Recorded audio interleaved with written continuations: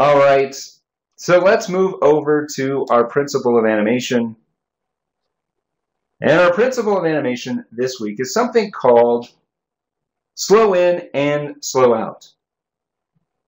Now, slow in and slow out deal with the idea that we tend to not move in even motions. If I'm going to move, I'm generally going to speed up and then I'm going to slow down. I'm going to start at a standing position or a still position. Then I'm going to move through to a different position. I'm going to speed up and then I'm going to slow down when I get to that new spot.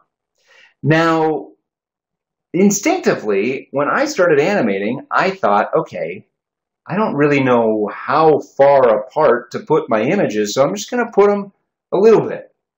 And I'm kind of going to do a little bit the same each and every time. And so what that results in is even movement. Now, it might be smooth, but it doesn't feel natural. That's not generally how we move. We don't move in even movements. We move in quick movements that start slow and cushion into a final position. So the idea of slow in and slow out really can help make our animation feel more lifelike. So this first video here that I'm showing is a red ball moving across the screen. Now, it is smooth, but it is pretty boring. It moves each and every image is exactly the same distance as the one before and after it. Now, if we look at this,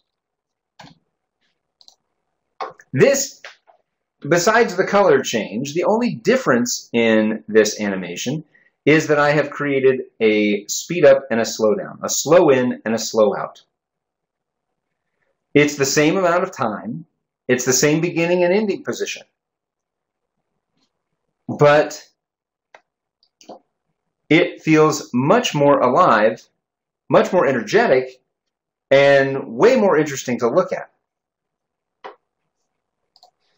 And now if we look at these together, you can see the green tends to pull our attention. So let me track this visually. I know that's always very helpful for me. So I'm going to take a look here. And if I track the movement here,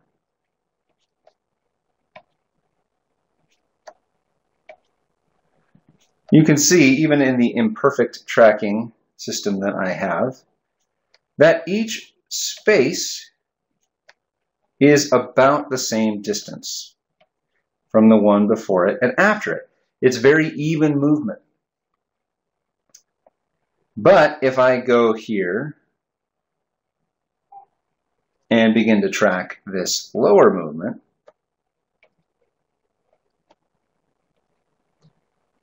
you see that it's almost on top of itself, then begins to accelerate,